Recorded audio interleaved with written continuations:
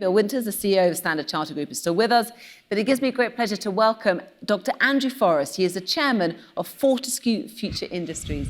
Good to have you on the panel. Thank you very much. I know you've got a busy schedule. Did you come straight from Australia, or have you been... No, we were at Barcelona fine. for the green hydrogen launch and the green hydrogen standard. So you haven't come too far, so hopefully you're not No, too jet lagged, which is fantastic. Well, anyway, I have been really enthralled to read your story and to read all about your company, because you. But for those of you who don't know, Dr. Forrest is in the process of turning one of the biggest iron ore miners in the world into a green tech powerhouse. So give us a sense of your company's history and indeed the mining industry. How big a turning point this is? I think it's a really serious turning point. I mean, we're operating at a scale which was probably the size of the whole iron ore industry when I entered it back in 2003, just in one company. So it's a really large company. The whole industry's transformed. And when a major player in this small club of majors says, we're going to go green, here's the technology for shipping, for trucking, for trains, for fixed plant. And if we go green, then of course the pressure on the others is massive, because we've all got the same shareholders, all got the same stakeholders, and I think we're really reaching a turning point very fast. Yeah, it's extraordinary. I know, Bill, I'm going to quote you now from when you were at COP26 last year. You talked about the need to see fossil fuel giants move into renewable and green tech behemoths, which is exactly what's happening, which is extremely exciting, isn't it? So I know you're very engaged in this sector. So what work are you doing when it comes to your carbon-intensive clients? Yeah, the first thing that we all have to do is to understand what the starting point is. And a lot of that is around measurement and data, some of which is uneven, in particular in many of the emerging markets where we operate. But then we sit down and have very concrete conversations with our clients. We say, this is the commitment that we've made. You're going to have to, you've either made a similar commitment or you're going to be compelled to at some point. And by the way, it's the right thing to do, so you might as well get on with it. And then we help them figure out how they're going to do it. And in some cases, we can introduce them to partners that can bring the technology that's useful. In most cases, what they need is money, and that's our job, is to find the way to channel the money that's available for the cause. But sometimes very difficult to connect to the actual uses. But it's a highly collaborative exercise with our clients to help them understand where they're starting. And look, so far, I'd say well over 90% of the clients that we've engaged with have said, we're 100% with you. We need to figure out how to do this. We need to figure out how to pay this. Please help us. A few have said, we don't know what we're going to do. And a couple have said, get lost. Well, if they say get lost, they get lost, right? Then they're not going to be clients of ours any longer. But that's a tiny, tiny, tiny minority. And I think they'll have trouble. Because it probably won't be a business, will they, in a generation's time? So, Dr. Forrest, tell us, what is your ultimate goal? Is it to be the #1 producer of green hydrogen exports? Is it to become a producer of green steel? What is your moonshot? What are you going for? Well, let me just reflect on Bill's confidence. Yep, sure. I don't have quite that same amount of confidence. When I look over the span of, say, Bill's and any bank's clients, 3 out of 4 will be heavily into greenwashing rather than turning green. So greenwashing, I think, Bill, is something which we should both look out for, because it is the biggest threat to the beginning of the end of global warming. And what do you mean by that? What do you see? Can you give us an example? Well, look, just organisations saying that they're going green, they've changed their logos, they've started advertising heavily. Switch on the radio, you hear birds twittering, and then you hear some fossil fuel company saying, we are turning the world green with clean energy. What they're talking about is they're going to have a crack at carbon sequestration, which has been around 30 years, has failed miserably. And yet it's a great soundbite for media. It's a great soundbite in advertising.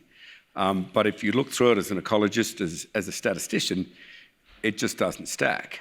So I just share that with Bill, because it's a deep concern of mine. Yeah. For us personally, we'll have the first pollution-free ship operating November, December this year.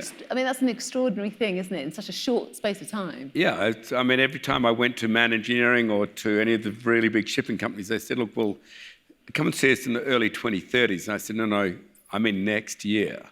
This was in 2020, and after a while, they gave up, I gave up. They were saying, look, you're going to have to do it yourself if you want to move that fast. I said, righto, we're going to do it ourselves. So we've started to run the first train on green hydrogen and on electricity, the first heavy trucks on green hydrogen, and at the end of this year, operating a ship without any pollution through ammonia. So it's a major revolution. It's going to spark a huge amount of demand, because I think once a huge mining company goes green, then the stakeholders are all going to say, and Bill's going to back this in hard, I reckon, because Bill will be one of them, he'll say to the other mining companies, well, hang on, if Fortescue's going green, why aren't you? And so, yes, we do intend to produce a very large amounts of green hydrogen, make it available, green ammonia, make it available, green methanol, artificial kerosene, avgas.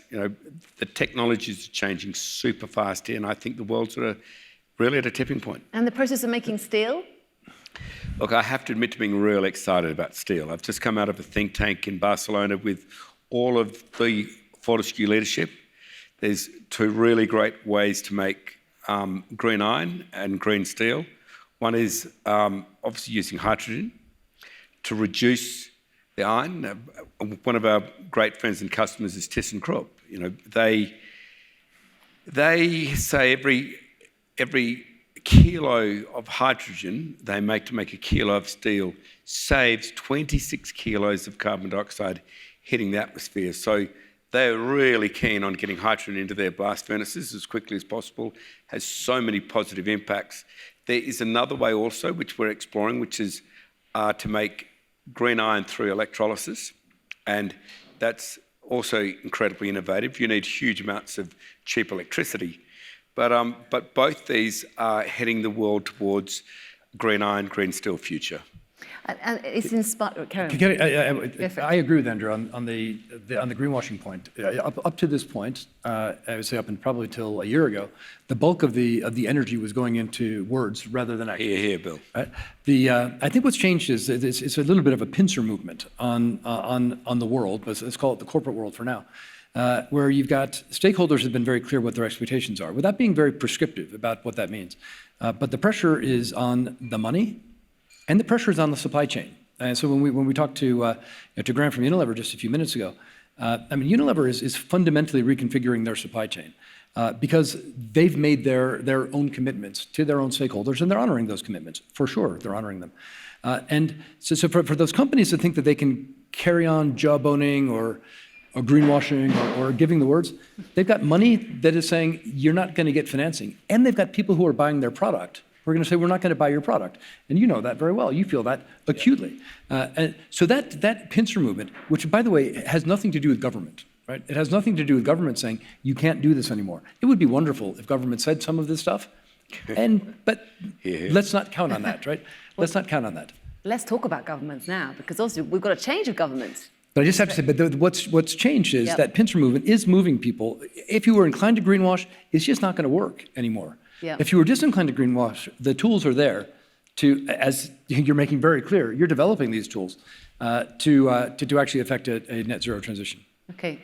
Change of government in Australia. Oh. Is that going to herald potentially more kind of reciprocity when it comes to a green framework, more welcoming of your plans, given Australia in the past has not been at the forefront, let's put it that way, of becoming You're so gracious. Don't think that your politeness incorporated.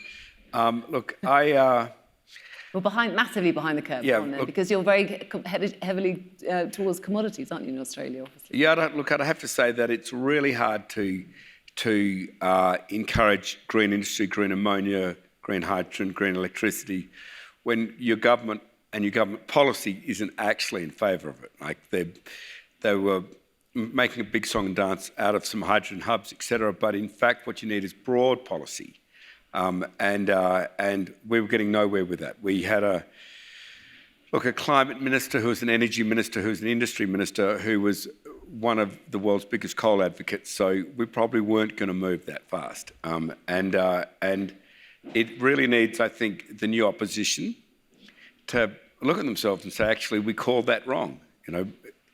Our kids deserve us to understand the science and show the leadership, and not just to play politics. And I don't think we've really given the kids of Australia a fair shot in the last decade.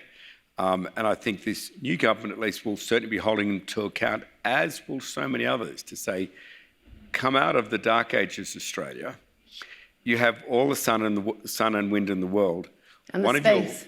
One of your better-known leaders has said, look, this game won't be won on resources. It's not like oil and gas deposits in the ground. If you're lucky enough to have them, you win.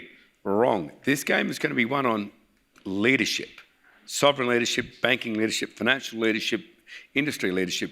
That's who will win the green hydrogen, green ammonia, green electrification challenge. And I'm really looking forward to backing those countries, banks, organisations, companies who show great leadership. I'd love to ask you both on a personal level what it means to you, because you've both been in your industry for many, many years. You've seen enormous change as well. I know you have families and you're deeply passionate. You've even taken a PhD, is that right? Is it marine biology or marine? 4 years, marine ecology. Yeah, which is extraordinary given that, you're quite a busy man as well as everything else. So to reach a just transition for emerging markets, what does it mean for you, Bill, on a personal level, given that your company that you lead is the gateway for finance for emerging markets? We have an important role to play in finance for sure, and we can see that the approach of telling a less developed country that they've got to make tremendous sacrifices without any recompense to satisfy or to overcome the sins of generations of my ancestors, it doesn't work, right? Forget about the fact that it's unlikely to prevail. It's not effective. What we need to do is to and the essence of a just transition is to recognize that countries need to be able to deliver basic goods and services to their citizens, right? And that one of those basic goods and services is a clean climate and avoidance of the catastrophic effects, which of course will disproportionately hit the emerging markets, of rising temperatures and rising sea levels. Right? That's governments must be able to provide that, but they must be able to provide them both, not just the climate-related impacts. And for us, I mean, this is deeply personal for me. I joined Standard Chartered Bank because I love the markets that we operate in. And I love the fact that we can do our own small part in helping those countries develop. We also have to do our part in protecting the planet. Those things don't have to be exclusive, but they do bump into each other from time to time. And what would you say, Andrew? And you've talked about kind of the younger generation in Australia. Are you ready at some point to hand the mantle over? Do you think that the new leaders are there already? Yeah, look, I really, really believe that we have to give youth serious voice on this. And what I've noticed in youth all over the world is that they all know that the planet is cooking and they all know it's their future on the line, but they're a little bit short of hard, concrete, implementable solutions. Yeah. What's breaking now with the new technologies of splitting the water molecule in the solar panel, of zero moving part wind turbines which use 80% less concrete and steel. All these technologies are changing so fast that they're now looking hard at a future, which is a fossil fuel-free future. This is now not a hope, this is a fair dinkum strategy, implementable, practical.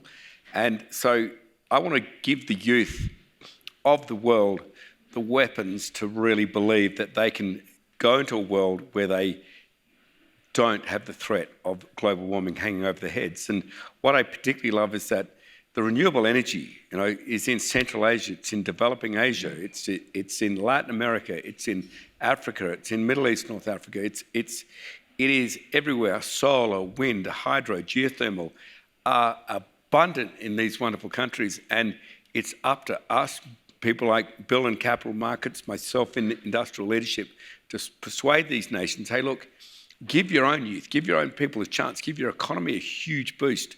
Stop importing the oil and gas. Make it at home. Make your green ammonia for the passing ships. Make your green hydrogen for all your cars. It can all be done right here. It'll be a great legacy as well. Thank you so much for joining us, Dr. Andrew Forrest and Bill Winters. Thank you so much. Big round of applause, please. Thank you. Well done, Bill. Really interesting. Great to see you. Thank you. Yeah, good to see you.